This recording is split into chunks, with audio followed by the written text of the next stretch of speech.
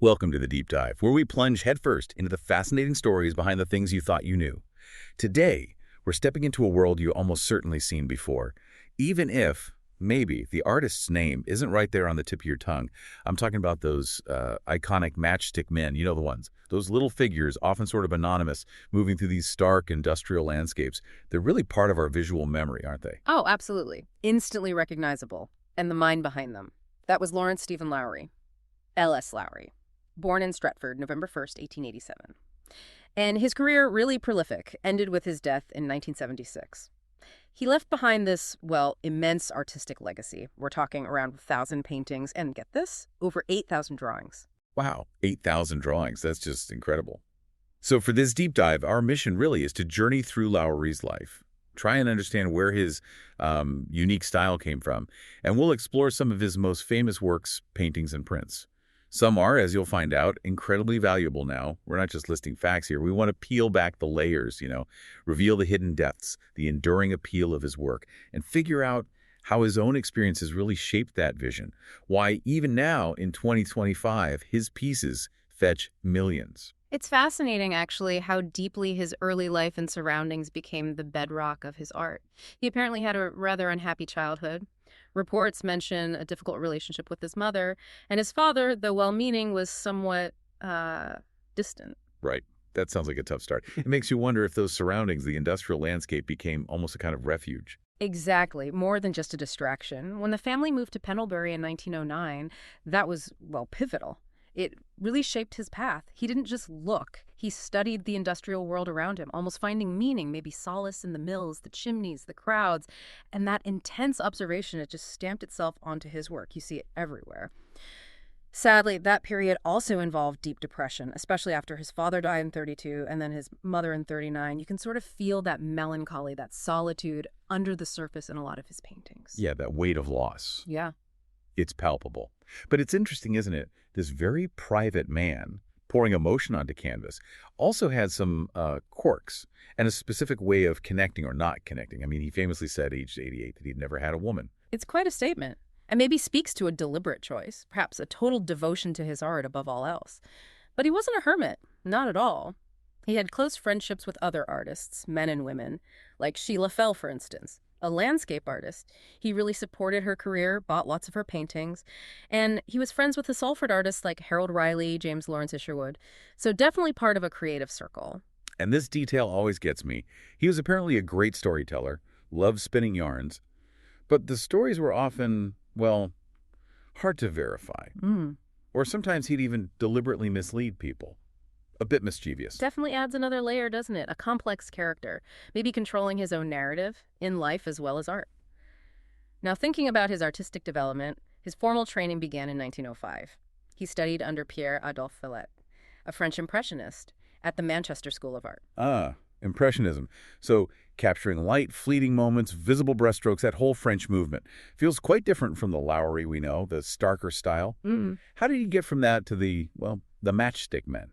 Well, it was a conscious evolution, really, a refinement. Initially, yes, his industrial scenes had a darker, more impressionist feel, but then he started using lighter backgrounds, often quite muted. And that wasn't just aesthetic, it was a choice. It made his figures, those mysterious matchstick men, stand out more sharply, almost like silhouettes.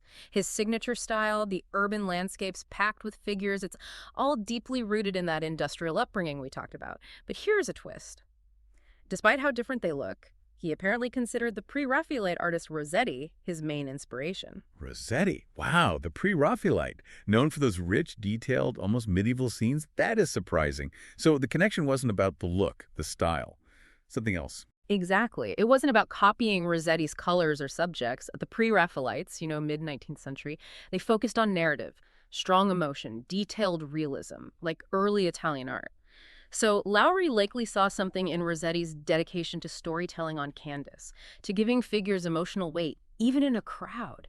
And the sheer craft of it, he was tapping into that lineage, just in his own radically different industrial context. It shows he was looking deeper. That really does reframe things. Okay, so we have the man, his background, his artistic roots.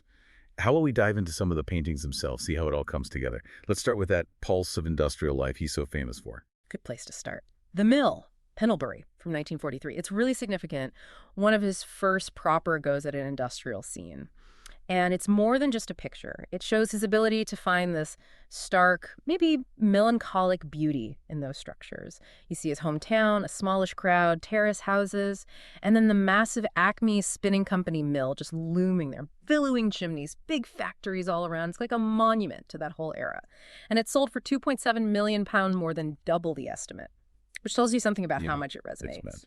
Shows its importance. And then Industrial Landscape from 44. That one feels even bleaker to me. Those tiny figures just dwarfed by it all. You're right, it's quite haunting. A real industrial wasteland. The figures are almost swallowed up by the scale of it all. Murky gray tones, even the river looks contaminated. And he famously claimed, and it was proven true, that he only used 5 colors for works like this. That wasn't just, a limitation, it was a choice. Stripping away color forced you to confront the grim reality, the mood. It creates this almost universal gray landscape. That one sold for £2.6 million back in 2011. Still a huge sum. And coming from the mill, 1930. That's pure Lowry, isn't it? You see it, you know it's him. Those matchstick figures heading home from the factory. Like a tide of people. The grays and browns just nail that industrial mood. Absolutely. A classic example of him capturing that daily rhythm, the collective life in those towns. And while we mostly think of his paintings, it's worth mentioning Bandstand from 1924. It's a pencil drawing. Different medium, but same distinctive figures, same industrial backdrop. Shows how consistent his vision was even early on. He really owned those industrial scenes. Okay, let's pivot a bit. From the factory rhythm to crowds, spectacles, and urban narratives. Lowry was amazing at painting people gathering, often for specific events, finding something universal in it all. Going to the Match from 1953. For many people, this is the Lowry painting. It really is iconic. It captures that buzz, that huge crowd of football fans outside a stadium just before the game. And the genius is in the ambiguity. No clear faces, no team colors. So it becomes about all football matches, that shared experience. People think it might be Burnton Park, Bolton Wanderers' old ground, near where he lived. But its real power is that universality. And the story of this painting is just incredible. It broke records, didn't it? It sold for, £7.8 million in October 2022. It was the most expensive ever. But the best part is, after a big campaign, it's back home at the Lowry in Salford for everyone to see. It was fantastic. A huge moment, yeah. For art, for heritage. And related to that, there's the football match from 1949, another brilliant piece.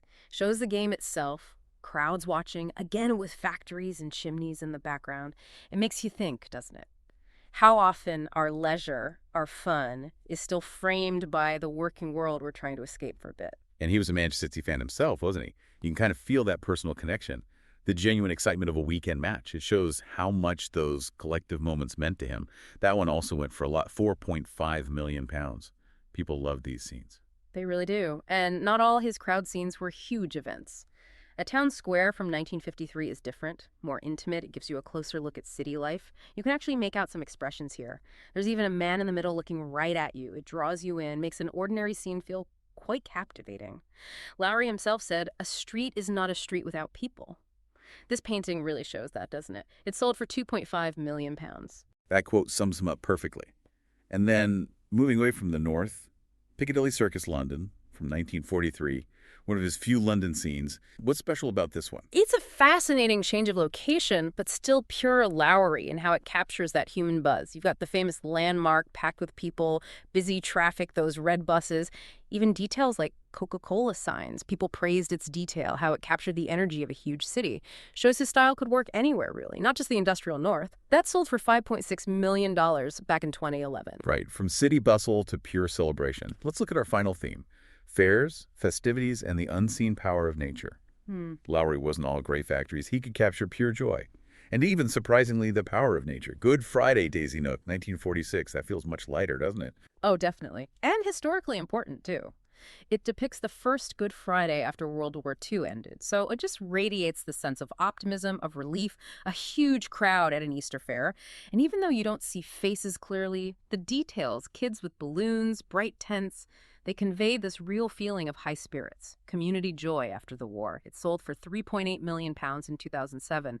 People really connect with that feeling. And he obviously liked Daisy Nook. He painted the fair again in Fun Fair at Daisy Nook in 1953. Similar vibe. Very similar. Same energy, colorful crowds at the annual Easter fair. You can even spot specific rides, like the Silicock Bros Thriller. Shows his sustained interest in these moments of collective fun. That one went for $3.4 million in 2011. These fair scenes are a great contrast to the mills. Shows his range. What about a northern race meeting from 1956? He said that showed a shift. A slight shift, yeah.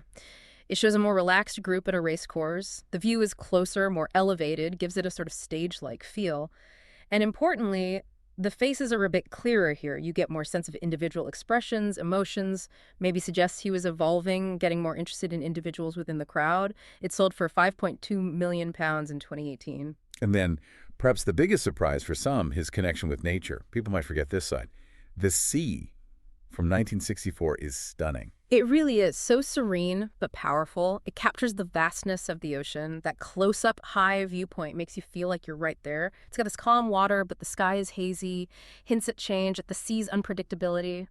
Lowry loved the sea. He actually called it the battle of life. Found it endlessly fascinating how it could be calm one minute, wild the next. Like life itself, a really powerful, quite minimalist piece. Sold for £2.7 million just in 2022. And we should briefly mention Portrait of Anne from 1957. Famous, mysterious, lots of theories about who Anne was, but no one really knows, right? Exactly. Never confirmed. Just adds to the whole Lowry enigma, the personal mystery surrounding him. But if you pull all these threads together, his whole body of work, from the Stark Mills to the football crowds, the fairs, the sea, it consistently captures the spirit of everyday life, the human condition, in Britain in the mid-20th century. So what does it all mean? Why do these matchstick figures, these landscapes, still hit home so hard? Why the huge prices? It feels like it's more than just painting, doesn't it? It's storytelling, symbolism, connecting with ordinary moments. Precisely. His huge legacy, all those works. Yeah. It comes down to an artist who could find something extraordinary in the everyday, the mundane. Lowry didn't just paint what he saw. He painted how he felt about it. He distilled complex things, society, individual feelings, into these symbols everyone gets. Think about the anonymity in going to the match becomes about all of us, that shared joy. Or the 5 colors and industrial landscape stripping it back forces you to confront the starkness. The environment becomes the character itself. It's been a really profound journey through his world. From that tough childhood to this unique vision. He didn't just paint the industrial North. He transformed it, made the mundane magnificent, gave us a way to look at our own lives, maybe. And that's his genius, isn't it? Capturing universal truths in very specific places. That's why the work still feels so powerful, so relevant today. So maybe next time you're watching a crowd, or just see someone walking alone, lost in thought, perhaps you'll see them slightly differently, through Lowry's eyes. Will you wonder about their story, or see something universal reflected there? We hope this deep dive encourages you to, well, look for the art in the everyday. Just like Lowry did, find the meaning in the world around you.